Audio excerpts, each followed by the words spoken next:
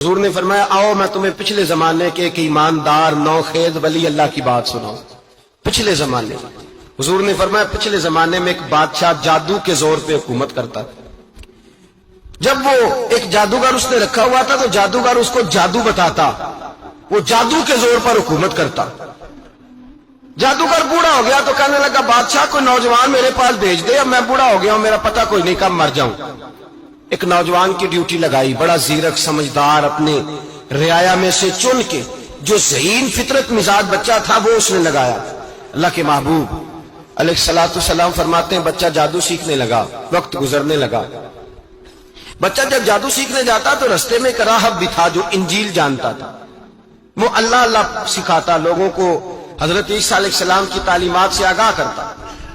اس نے دیکھا کہ یہاں بھی لوگ اکٹھے ہیں تو وہ بچہ اس راہب کے پاس بھی اٹھنے بیٹھنے لگا. اب جب اس کے ساتھ اس کی گفتگو بڑھنے لگی تو اس کو باتوں میں لذت آنے لگی. اس نے راہب نے پوچھا کہ تو کون ہے اور کس طرح سے آیا ہے, کیا تیرا معاملہ ہے؟ اس نے کہا جی میں جادو سیکھنے جاتا ہوں, آپ کی باتیں مجھے بڑی اچھی لگتی ہیں. اس نے کہا دین سیکھ, جادو سیکھنے والے کافر ہو جاتے ہیں, قرآن و حدیث سیکھنے والوں کو اللہ کامل ایمان عطا فرماتا ہے. فرمایا یہ سیکھ. بچہ بیٹھنے لگا, اس کے پاس آنے لگا, باتیں دل میں گھر کرنے لگی. ایک وقت آیا کہ مسلمان ہو گیا. اور مسلمان کیسے ہوا؟ بچہ کہتا ہے میں تجربہ کر کے ہوا. اب میں تھوڑا سا وقت جادوگر کے پاس بھی جاتا اور باقی سارا وقت وہاں بیٹھتا. میں ایک دن جا رہا تھا تو رستے میں اژدہا تھا, بہت بڑا سانپ تھا, رستہ روک کے کھڑا تھا. یہ حضور نے بیان کی حدیث. نبی پاک صلی اللہ علیہ وسلم فرماتے ہیں بچہ کہتا ہے کہ رستے کے اندر سانپ ہے, رستے بند ہے, لوگ چھتوں درختوں پہ چڑھے ہیں, راش ہے. کہتے چھوٹا سا روڑا میں نے اٹھایا تو میں نے کہا اللہ اگر جادوگر سچا ہے تو اسے مار دے. چھوٹا سا روڑا میں نے پھینکا, اژدہا کوئی نہ مرا. پھر چھوٹا روڑا اٹھایا, میں نے کہا اللہ اگر وہ عالم سچا ہے تو اسے مار دے.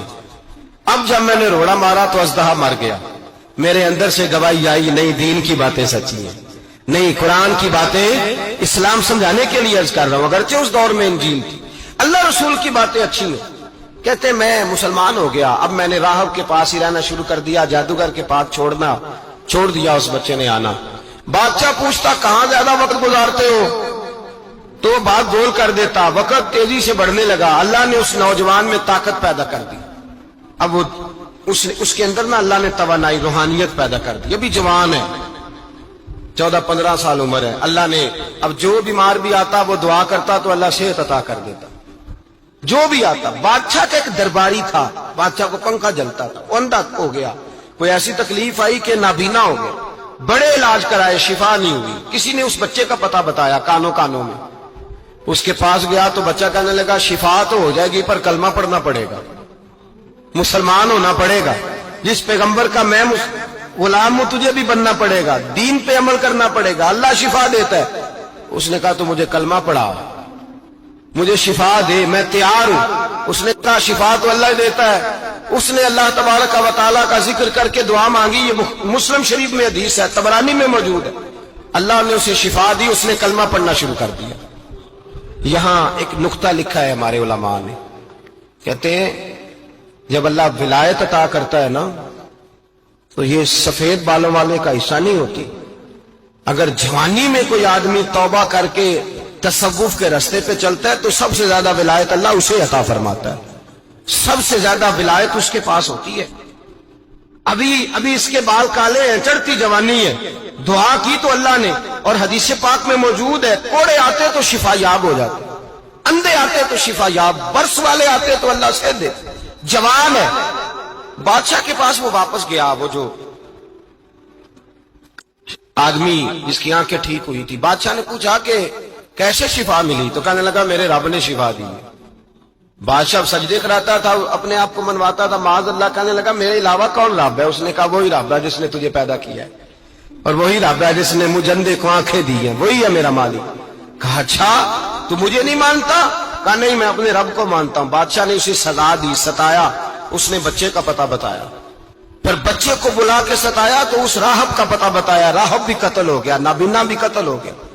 بادشاہ نے کہا سپاہیوں سے اس بچے کو لے جاؤ اور پہاڑ کی چوٹی پہ جا کے نیچے پھینکو تاکہ مر جائے. بچہ پہاڑ کی چوٹی پہ گیا تو ہاتھ اٹھا کے کہنے لگا یا اللہ میرے لیے نہیں اپنے لیے, मेरे लिए नहीं, अपने लिए इन्हें अपनी कुदरत के जलवे दिखा। मेरे लिए नहीं, अल्लाह के बंदे अपनी जान बचाने की दुआएं नहीं मांगते, अपने लिए इन्हें अपनी कुदरत के जलवे दिखा। ये दुआ मांगी, जितने लोग साथ आए थे वो सारे जमीन पे गिरे और सब मर गए, पहाड़ से गिर के मर गए। बच्चा वापस सीधा बादशाह के पास कहने लगा, लो भाई, मेरे रब ने मुझे बचा लिया है। जवान का ईमान देखो, मेरे रब ने मुझे, बोलो, मेरे अल्लाह ने मुझे ईमान की गवाही दे रहा है, मैं बच गया हूं, तू झूठा है, मेरा रब सच्चा है। उसने कहा, ले जाओ इसको दरिया में, कश्ती में बिठाओ, बीच दरिया के जाके धक्का दे दो। बैठे कश्ती में, दरिया के बीच गए, और जब जाके वहां उसको धक्का देने लगे तो उसने कहा, अल्लाह मेरे लिए नहीं, अपने लिए इन्हें अपनी कुदरत के जलवे दिखा। बस एक तूफान सा आया, जितने सिपाही साथ आए थे डूब के मर गए। वो बच्चा उठा और सीधा फिर बादशाह के पास, उसी के पास कहने लगा, लो भाई, मेरे रब ने मुझे बचा लिया है, तेरे पास आया हूं। वो कहने लगा, तू क्या मुसीबत मेरे गले पड़ गई है, कैसे जान छूटेगी?